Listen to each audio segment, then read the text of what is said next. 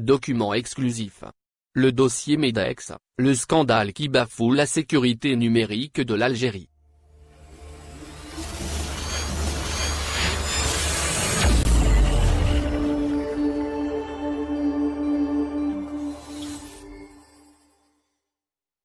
Depuis la fin du mois d'août dernier, le trafic Internet géré par Algérie Télécom est au cœur d'un gros scandale d'État qui a été étouffé soigneusement par les autorités algériennes pour ne pas l'ébruiter au regard de la gravité de la menace qu'il fait peser à l'encontre de la sécurité nationale. Ce scandale concerne le câble sous-marin MEDEX qui fait l'objet d'une guerre ouverte opposant l'opérateur international PCCW Global à Algérie Télécom. Un conflit qui cache plusieurs gros enjeux financiers et politiques. Explication. Mais, d'abord un peu de pédagogie. Le MEDEX a été longtemps présenté par les autorités algériennes comme un câble sous-marin qui concrétise la démarche de consolidation de la souveraineté nationale dans le domaine des télécommunications et affirme l'utilité à placer la confiance dans les jeunes compétences nationales, pour reprendre le vocabulaire employé par l'agence officielle du gouvernement algérien l'APS en février 2019. La version officielle propagée par le régime algérien consistait à présenter MEDEX comme un câble sous-marin qui avait été inauguré le 17 février 2019 à Annaba pour raccorder le réseau algérien de fibre optique au réseau international. Le câble a été officiellement mis en service à Annaba à l'époque par l'ancien ministre de la Poste, des Télécommunications, des Technologies et du Numérique, Madame Iman Ouda Faraoun. Fabriqué par l'entreprise française Alcatel-Lucent, le MEDEX avait un coût qui s'élevait à 32 millions de dollars. Il est d'une longueur totale de 184 km en optique fibre. Il permettra de gérer le flux d'Internet entrant et sortant de l'Algérie, le transfert du data, augmentera la vitesse et le flux d'informations vers l'Algérie mais aussi augmentera les capacités de connexion à domicile et dans les entreprises, avait promis à l'époque Iman Ouda Faraoun. Mais Ouda Faraoun avait menti. Et les autorités algériennes avaient également menti.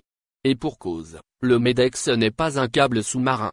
C'est une jonction qui relie l'Algérie depuis Annaba vers un câble sous-marin. Celui qu'on appelle le TE Nord, TGN Eurasia qui relie Chypre jusqu'à la ville française de Marseille en faisant une bifurcation vers Abu Tala en Égypte. Avec plus de 600 km de câble sous-marin, il est opérationnel depuis l'été 2011 et lors de son lancement, il avait pour objectif de permettre à l'opérateur Telecom Égypte de faire face à une demande croissante de ses clients et de la région sur une voie de communication internationale majeure. L'objectif était de permettre d'autres opérateurs de télécommunications pourront également en sous-traiter l'utilisation avec Telecom Égypte, au bénéfice de leurs clients. Et pour ce faire, il comprend également d'autres unités de raccordement, en prévision d'extension future à travers le bassin méditerranéen.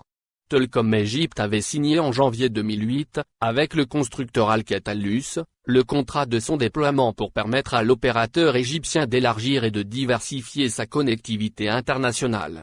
L'Algérie n'a donc pas financé la construction d'un nouveau câble sous-marin, mais uniquement d'une jonction qui la relie à un véritable câble sous-marin international.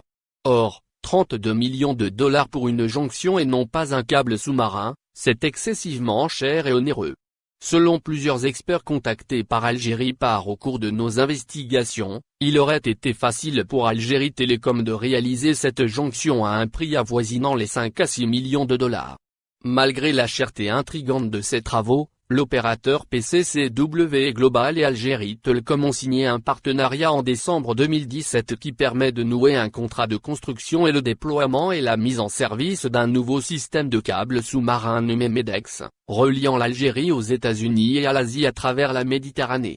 Ce projet a été validé par tous les organes de contrôle au niveau d'Algérie Télécom, passant par le Conseil des participations de l'État CPE, par le Conseil d'administration et la Commission des marchés d'Algérie Télécom. Comme il revêt un caractère sécuritaire délicat, il a été même étudié et approuvé par une commission installée au sein de l'organe national de prévention et de lutte contre les délits liés aux TIC qui était dirigé depuis sa création jusqu'à 2019 par l'influent Boualem Boualem, devenu depuis le 20 janvier 2020 conseiller du président Abdelmadjid Tebboune et l'un des piliers de son clan au pouvoir.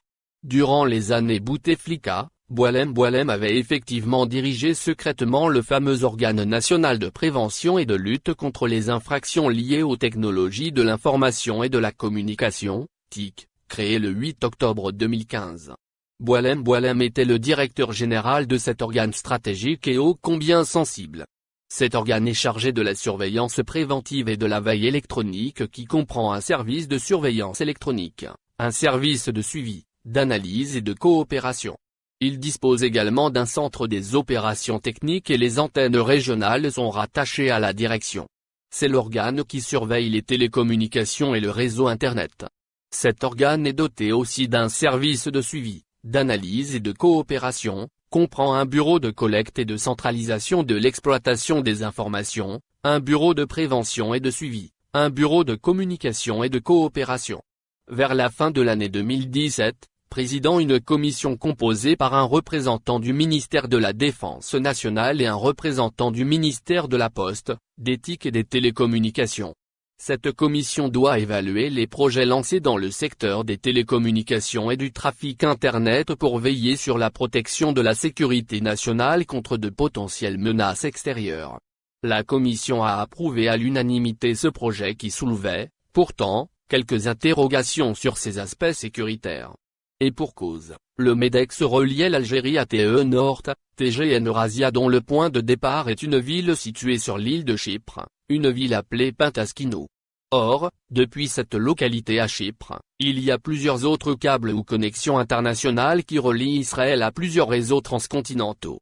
Plusieurs sources spécialisées avaient mis en exergue l'influence ou la mainmise du renseignement israélien sur ces interconnexions lancées depuis cette ville chypriote. L'Algérie a-t-elle diligenté une enquête pour garantir que les données numériques transitant par le MEDEX ne vont pas atterrir chez des cercles malveillants ou hostiles aux intérêts algériens comme Israël? Aucune réponse n'a été donnée à cette question. Une seule certitude, le ministère de la Défense nationale avait donné son feu vert. En février 2019, le câble sous-marin MEDEX a été mis en service en collaboration avec les cadres d'Algérie Telecom et les experts de PCCW Global dans un délai record en seulement 12 mois avec une capacité initiale de 100 gigabits extensible pour atteindre une capacité totale de 2200 gigabits et ce dans le but de permettre à Algérie Telecom de sécuriser son trafic Internet et son trafic international en cas de coupure de l'unique câble sous-marin le SMEV 4 qui dessert actuellement l'Algérie permettant ainsi à Algérie Telecom de répondre et satisfaire la demande croissante de la bande passante internationale. Dans ce sens, PCCW Global, filiale internationale du groupe Hong Kong Telecom, et conformément aux dispositions contractuelles PCCW Global a procédé à la facturation du montant reliquat du contrat pour un terme de règlement de 90 jours selon les dispositions contractuelles. Et à ce moment-là que le scandale a éclaté. À partir de mars-avril 2019, Algérie Télécom et le ministère des Télécoms de Ouda Feraoun ont changé totalement leur attitude. Ébranlé par le Irak, le clan présidentiel des Bouteflika a chuté et il est destitué. Une grande période d'instabilité politique commence en Algérie. Dans ce contexte, Algérie Télécom refuse de s'acquitter de diverses factures et s'éloigne petit à petit de son partenaire qu'elle avait tellement choyé depuis 2017. Les incompréhensions s'installent et un conflit ouvert a éclaté entre PCCW Global et Algérie Télécom. Le groupe originaire de Hong Kong décide de politiser l'affaire et adresse le 27 août dernier officiellement un courrier au Premier ministre algérien, Abdelaziz Djerad. Algérie Par a obtenu une copie de ce document exclusif en cours de ses investigations.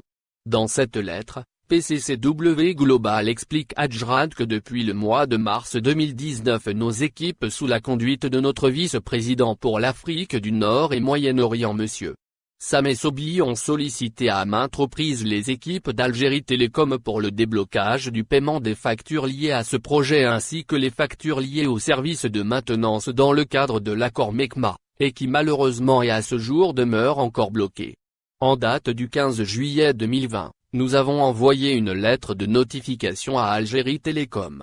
Suite à la demande du directeur général d'Algérie Telecom, nous avons accepté de bonne foi d'accorder un délai de 21 jours supplémentaires pour nous débloquer les paiements et ce afin de lever les réserves constatées par les auditeurs et les financiers de notre groupe Hong Kong Telecom pour l'exercice 2019 et qui nous demandent sans cesse la levée et la clôture de ces réserves, car le projet a été mis en service depuis 18 mois. Mais malheureusement jusqu'à aujourd'hui nous n'avons aucune visibilité à ce propos et cela malgré toutes les promesses données par les responsables d'Algérie Telecom restées sans suite à ce jour.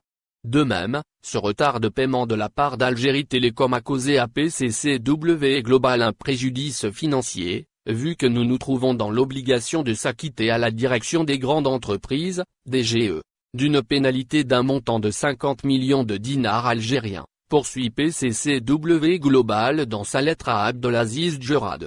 Le conseil d'administration de PCCW Global a expliqué dans cette lettre au Premier ministre algérien qu'il souhaite trouver une solution à l'amiable et d'éviter le recours ainsi aux dispositions contractuelles de suspension de service. La menace est claire et précise, PCCW Global peut suspendre le service du MEDEX qui alimente 18% du trafic Internet national en Algérie. Ce qui ne va pas manquer de créer plusieurs coupures Internet car l'Algérie se retrouvera encore une fois dépendante du South-Est Asia Middle East Western Europe 4, SMEV 4, qui la relie au réseau Internet mondial à partir de la ville d'Annaba reliée à Marseille. Ce câble appartient à un consortium de 16 pays, et est connu par ses pannes répétitives et ses coupures induites par les nombreux travaux de maintenance. L'Algérie possède une capacité de 700 Gbps. Ce câble fournit 64% de la consommation nationale du trafic Internet et comme il est vieillissant car sa durée de vie devrait expirer en 2023, il fait régulièrement l'objet d'opérations de maintenance nécessitant la suspension du service Internet à travers le pays. Si le MEDEX est suspendu, l'Algérie va se retrouver dans une situation très complexe qui menacera sa sécurité numérique. D'après les documents que nous avons obtenus au cours de nos investigations, PCCW Global réclame à Algérie Telecom une facture dépassant à peine les 11 millions de dollars. Pourquoi l'opérateur historique en Algérie ne veut donc pas payer? Parce que le nouveau ministre des TCIS, de la Poste et des Télécommunications, le successeur d'Ouda Feraoun depuis janvier 2020, Brahim Boumzar sait très bien que ce marché avec PCCW Global comporte de nombreuses irrégularités qui risquent d'aboutir à un scandale national. Un scandale qui va lui exploser à la gueule et lui coûtera un long séjour en prison s'il paie PCCW Global. Le projet est du point de vue sécuritaire douteux, sur le plan financier il a été totalement surfacturé et les prestations commandées auparavant par Algérie Telecom à PCCW Global suscitent des interrogations car il s'avère qu'elles ne sont pas justifiées d'un point de vue commercial. Mais le pire est ailleurs. Oui. Le MEDEX a été avantagé par rapport à l'autre gros projet qui garantit la sécurité numérique de l'Algérie, à savoir le câble sous-marin Orval qui devait relier Alger, Oran à Valence en Espagne. Ce projet était beaucoup plus stratégique car il devait permettre à l'Algérie de se connecter directement à un nœud de colocalisation où sont hébergés les opérateurs de backbone internationaux. Malheureusement, ce câble sous-marin Orval a été saboté au profit du lancement du MEDEX. Jusqu'à aujourd'hui, la mise en service de ce câble n'est pas encore effective alors qu'une cérémonie officielle a été organisée le 5 décembre 2019 pour annoncer la fin des travaux de sa réalisation. Le projet de ce câble sous-marin a suscité des dépenses onéreuses et intrigantes qui suscitent de nombreux doutes. Pour les besoins de gestion de ce projet, Algérie Telecom a lancé une filiale en Espagne à Valence, à savoir Algérie Telecom Europe, ATE. C'est pratiquement la seule entreprise de droit européen, constituée exclusivement de capitaux publics algériens excepté Sonatrach dans le secteur des hydrocarbures. Créée en avril 2016, Algérie Telecom Europe SA, ATE, s'est offerte un beau siège qui est implanté à Valence en Espagne et qui a été inauguré aussi au cours du mois de décembre 2019. Jusqu'à aujourd'hui, Algérie Telecom n'a pas construit une station d'atterrissement qui permet de se connecter au câble Orval. Algérie Telecom devait également raccorder son réseau Internet à cette station, en louant des infrastructures ou en déposant de ses propres équipements. Rien de cela n'a été fait. En revanche, tout a été débloqué pour lancer rapidement le MEDEX dans des circonstances douteuses et suspectes. Nous sommes bel et bien face à un scandale que Brahim Boumazzar tente d'étouffer, mais PCCW Global ne va pas garder le silence pendant encore longtemps. Merci de bien vouloir activer la cloche pour s'abonner, et de cliquer sur j'aime.